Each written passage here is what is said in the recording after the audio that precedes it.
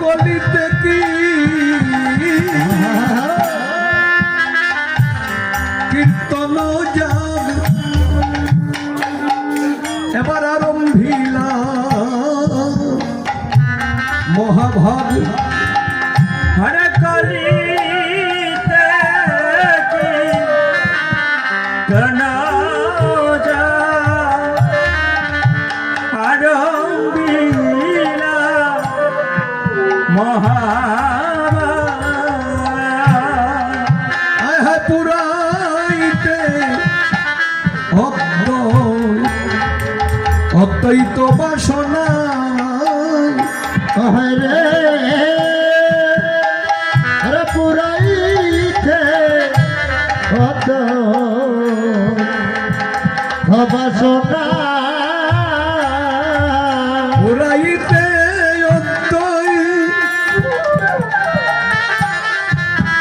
অদ্বৈত বাসনা হে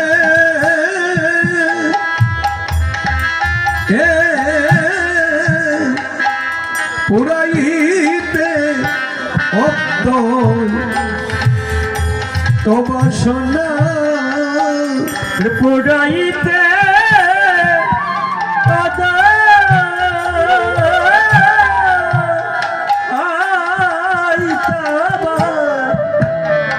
বাসনা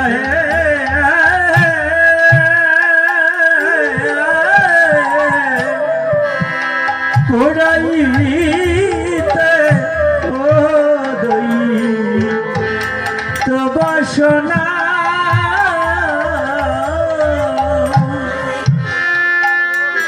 উপস্থিত নিত্য নবদ্বীপের সাধু গুরু বৈষ্ণব মহান্ত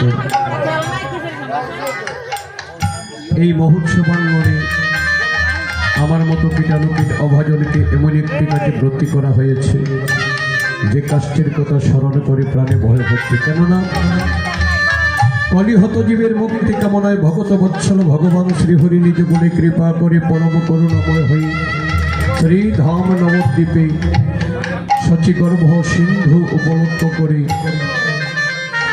ভগত বৎসল ভগবান শ্রীহরি গৌর রূপে অবতীর্ণ হলেন। একমাত্র কলির জীবেরই মুক্তি কামনায় আমার শ্রীমন মহাপ্রভু শ্রীবাস সঙ্গিনায় একটি হরিনাম যজ্ঞ মহোৎসবের আয়োজন করলেন। অধিবাসের মাধ্যমে অনন্ত কোটি বৈষ্ণব 64 মহান্ত দ্বাদশ গোপাল অষ্টকবিরাজ সর্বস্বামী গায়ক বাধব ভক্তগণ সকলকে যতদিন সম্মানপূর্বক আমন্ত্রণ নিমন্ত্রণের মাধ্যমে শ্রীবাস সঙ্গিনায় আগমন ঘটিয়েছিলেন। এক দিবা এক ঋষি তথা অষ্টপ্রহর যখন কীর্তন হয়েছে, মহাপ্রভু যাদেরকে অত্যন্ত শ্রদ্ধা সহকারে নিমন্ত্রণ আমন্ত্রণের মাধ্যমে এনেছিলেন, ঠিক সেইভাবে শ্রদ্ধা সহকারে সকলকে মহাপ্রভু বিদায় করেছিলেন। ঠিক সেই প্রথা অনুযায়ী এই আঙ্গিনায় একটি হরিনাম যজ্ঞ মহোৎসব অনুষ্ঠিত হয়েছে। এক দিবায় এক ঋষি কীর্তন হয়েছে। এখানেও আমরা অনন্ত কোটি বৈষ্ণব মহান্তগণ ভক্তগণকে আমন্ত্রণ নিমন্ত্রণ করে আগমন ঘটিয়েছিলাম। এক দিবায় এক ঋষি তথা অষ্টপ্রহর কীর্তন হয়েছে। এই যে মুহূর্তটা এলো এই মুহূর্তে যাদেরকে নিমন্ত্রণ আমন্ত্রণ করে আনা হয়েছিল সকলকে বিদায় করতে হবে। আর সেই বিদায়ের যে গৌরব দায়িত্ব, সেই দায়িত্বটা আমার মতো কীটানুকীট অভাজনের উপরে বর্তিয়ে দেওয়া হয়েছে।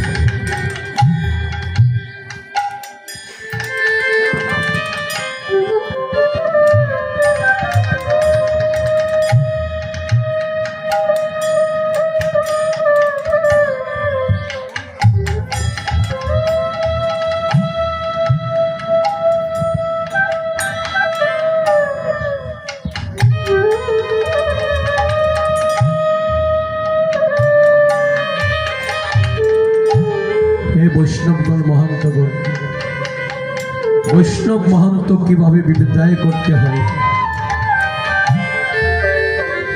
এর নিয়ম কানুন আমি কিছুই জানি না। তারপরও দায়িত্ব যখন দেওয়া হয়েছে, বিদায় তো অবশ্যই করতে হবে। বিদায় পূর্বে আমার ত্রুটির শেষ থাকবে না, অসংখ্য ত্রুটি হবে। তাই বৈষ্ণবগণ মহান্তগণ নিজ গুণে কৃপা করি আমাকে সেই অপরাধ থেকে বঞ্চিত করবে।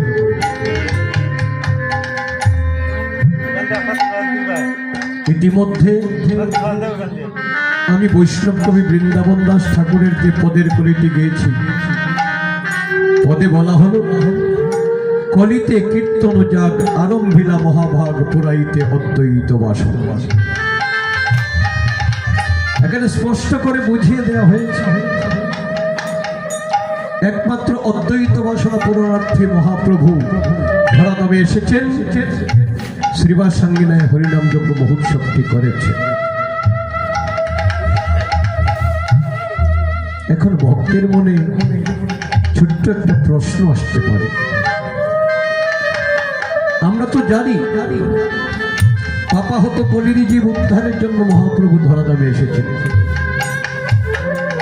কিন্তু এখানে মহাজন সিদ্ধান্ত দিলেন যে একমাত্র অদ্বৈত বাসনা পূরণার্থে মহাপ্রভু ধরাধামে এসেছেন। যদি তাই হয়ে থাকে তাতে আমাদের কি লাভ হলো? আমরা কি পেলাম? আমাদের কি লাভ হলো? আমরা কি পেলাম? এই কথাটা অবশ্যই আমরা জানবো। তারপর যে কথাটা জানা অত্যন্ত জরুরি, কথাটি হলো একমাত্র অদ্বৈত বাসনা পূরণার্থে যে মহাপ্রভু ধরাধামে আসতেন, অদ্বৈতের মনোবাসনা এমন কি ছিল যে বাসনাটি পূরণের জন্য গোলক ছেড়ে গোলকপতি ধরাধামে ছুটে চলে এসেছে। দেখুন, যাকে আমরা অদ্বৈত প্রভু বলে জানি বা চিনি, অদ্বৈত প্রভু হইলেন কৈলাসের দেবাদিদেব মহাদেব।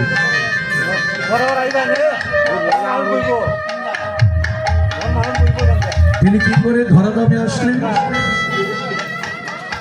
শ্রীধাম বৃন্দাবনে, যেখানে আমার গোবিন্দ 16,108 জন গোপী সঙ্গে নিয়ে রাসলীলা করতেন।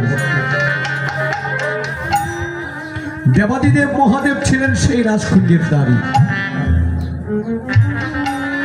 সজ্জনমণ্ডলী, দ্বারী হয়েছেন মহাদেবের বাসনা যে আমি যে কুঞ্জের পাহারা দিচ্ছি, আমি শুনেছি এই কুঞ্জের মধ্যে আমার গোবিন্দের মধুরতম লীলা রাস হচ্ছে,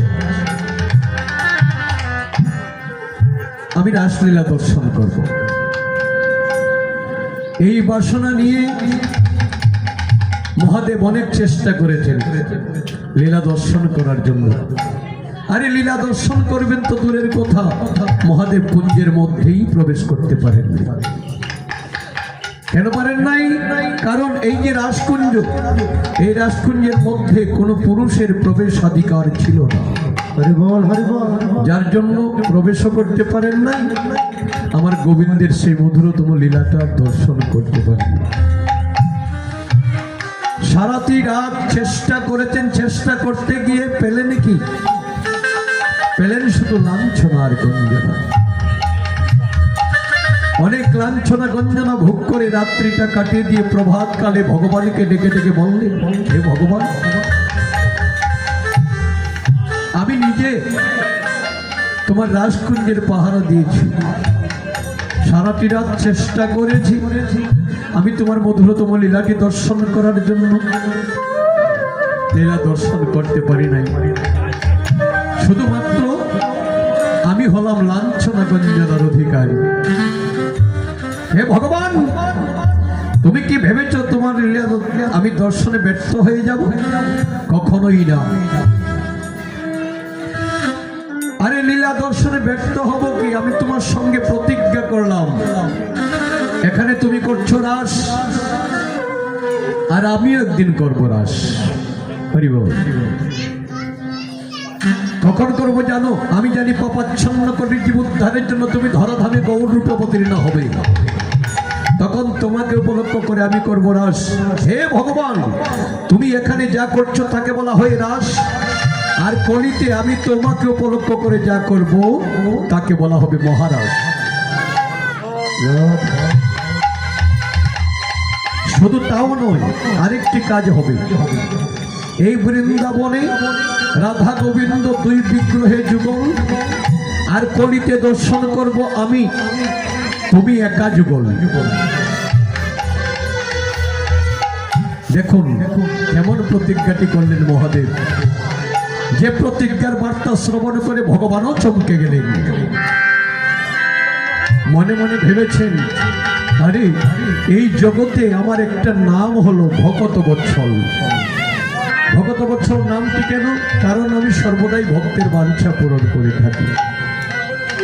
এই মুহূর্তে মহাদেব আমার সঙ্গে প্রতিজ্ঞা করে যে বাঞ্ছাটি করেছে, তার সেই বাঞ্ছা যদি পূরণ না করি, জগতে আমার ভকত বৎসল নামটি কলঙ্কিত হয়ে যাবে।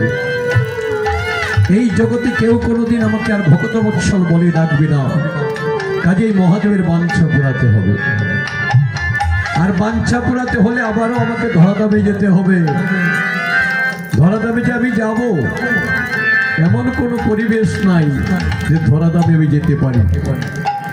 তাই মহাদেবকে ডেকে ডেকে বললেন, মহাদেব, আমি যে তোমার বাঞ্ছা পূরণার্থে ধরাধামে যাব, আমি যাবার মতো পরিবেশ ধরাধামে নাই। কেন জানো? কারণ পাপাচ্ছন্ন কলির জীব মিছে মায়া মগ্ন হয়ে কুপথগামী হয়ে আছে, নানান কুকর্মে লিপ্ত হয়ে আছে, মিছে কাজে সময় কাটিয়ে দিচ্ছে। আমি যাবার মতো পরিবেশ ধরাধামে নাই। কাজে আমি যাবার পূর্বে ধরাধামে একটা পরিবেশ সৃষ্টি করতে হবে, আর সেই পরিবেশটা তোমাকে সৃষ্টি করতে হবে। যাও, তুমি ধরাধামে যাও, আমি যাবার মতো একটা পরিবেশ সৃষ্টি করো। এইভাবে যখন মহাদেবকে ভগবান আদেশ করলেন, ভগবানের আদেশ ক্রমে মহাদেব কি করলেন? ধরাধামে ছুটে আসলেন। কোথায় এসেছেন? কখন এসেছেন? সজ্জন মণ্ডলী, আমার মহাপ্রভু যখন ধরাধামে আসবেন, তার ৭৯ বৎসর পূর্বে আসলেন কোথায়? সুনামগঞ্জের লাউর পরগনার নবগ্রাম নামক স্থানে কুবের পণ্ডিতের ঔরসে নাভা দেবীর গর্ভে কৈলাসপতি দেবাদিদেব মহাদেবত্বই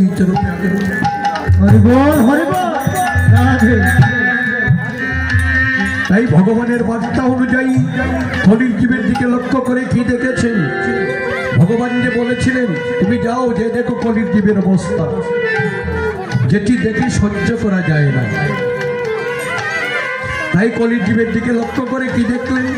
বৈষ্ণব কবি বৃন্দাবন দাস ঠাকুর পদের করে যে ভাব দিয়ে বললেন, আসি আয় অদ্বৈত রায় সন্মুখে দেখতে পায়,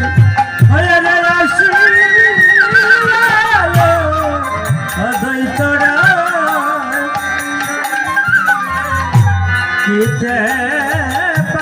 আরে কলি ঘুর বড় অন্ধকার, কলি অন্ধকার। আসি অদ্বৈত রায় সম্মুখে দেখিতে পায় কলি বড় ঘোর অন্ধকার। লক্ষ্য করে দেখলেন কলির ঘোর অন্ধকারে পাপাচ্ছন্ন কলির জীবকে গ্রাস করে ফেলেছে। কেমন অন্ধকার? বললেন, নাহি হরি ভক্তিলেশ মায়া মুগ্ধ সর্বদেশ। কলির জীবের মধ্যে হরি ভক্তির লেশ মাত্র নাই। মায়া মুগ্ধ সর্বদেশ, মিছে মায়ায় মগ্ন হয়ে পাপাচ্ছন্ন কলির জীব কুপথগামী হইয়াছে। মদ গাজা জোয়া পাশা কামিনী কাঞ্চন ইত্যাদি নিয়ে কলির জীব মগ্ন।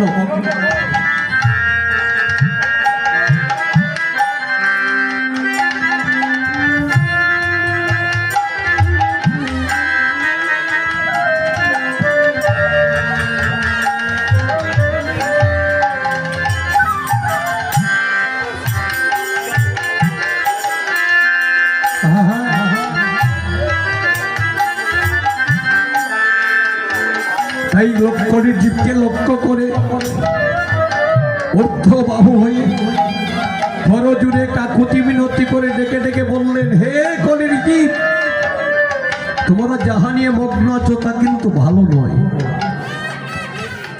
এসব ছাড়ো, আমি তোমাদেরকে নাম দেব, নাম করো, প্রাণে শান্তি পাবে।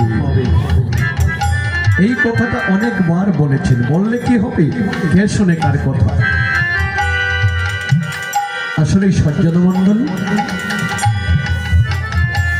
যে কথা শুনলে জীবের মঙ্গল হবে, মঙ্গলময় কথা কলির জীব শুনতে চায় না।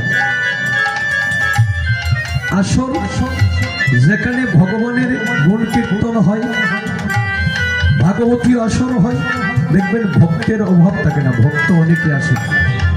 কিন্তু লক্ষ্য করে দেখবেন কয়জনের মনোনিবেশ আছে। আরে মঙ্গলময় কথা শুনবে তো দূরের কথা, শোনার মতো একটা মানসিকতাই মনের মধ্যে জন্ম নেয় না। এই অবস্থাটা দর্শন করেছিলেন আমার অদ্বৈত প্রভু। তিনি ডেকে ডেকে অনেকবার বলেছেন, হে জীব, আমার কথা শোনো। কেউ শুনে না। এই অবস্থাটা যখন দেখলেন যে যার কাজ দিয়ে মগ্ন আছে, অদ্বৈত প্রভু যে এই কথাগুলি বলছেন, কেউ কান পেতেও শুনছে না। এবার ভাবলেন, ভগবান যে আমাকে বলেছেন কলির জীবকে ফিরিয়ে এনে আমি একটা পরিবেশ সৃষ্টি করার জন্য, আমি পরিবেশ সৃষ্টি করব কি করে? আরে আমার কথাগুলি তো কাউকে শোনাতে পারিনি, তাহলে কলির জীবের গতিটা কি হবে? কলির জীবের উদ্ধার হবে কি করে? তবে হ্যাঁ, কলির জীবের গতি হবে তখনই যখন ভগবান ধরাধামে আসবেন। ভগবান কিন্তু এমনিতে আসবেন না, ভগবানকে সাধন ভোজন করে আনতে হবে। আর সাধন ভোজন যদি করতে হয়, একজন দূষণের প্রয়োজন হবে। আমরা তো জানি ভোজনটা হলো যার যার, কিন্তু এখানে অদ্বৈত প্রভু দূষণের কথা চিন্তা করছেন, দ্বিতীয় আরেকজনের প্রয়োজন। দূষণ ভিন্ন, ভজন করে ভগবানকে ধরাধামে আনা সম্ভব নয়, দূষণের প্রয়োজন। দূষণের প্রয়োজন কেন হয়? মনের আঞ্চমতি ভ্রম, কখনো কখনো মনি ঋষির মতি ভ্রম ঘটে, জানা কথাটাও ভুল পড়ে যায়। আর যদি ভুল পড়ে যায়, সেটি সংশোধন করতে হলে দ্বিতীয় অন্যজনের প্রয়োজন আছে, দ্বিতীয় জনের প্রয়োজন আছে। এই জন্য চিন্তা করছিলেন অদ্বৈত প্রভু, আমার একার ভজনের দ্বারা ভগবান ধরাধামে আসবেন। একজন দূষণের প্রয়োজন, সেই দূষণ আমি কি কোথায় পাবো? আমি যে বড়ই একা। এই কথাটা ভাবলেন কোথায় বসে অদ্বৈত প্রভু? নদিয়ার শান্তিপুর সুরধনী গঙ্গা তটে ভাবনা বৃক্ষের নিচে একটা কুঠির নির্মাণ করে, কুঠিরের মধ্যে বসে বসে দিবানিশি একটি কথাই ভাবছেন, একা আমি কি করিব, দূষণ বা কোথায়।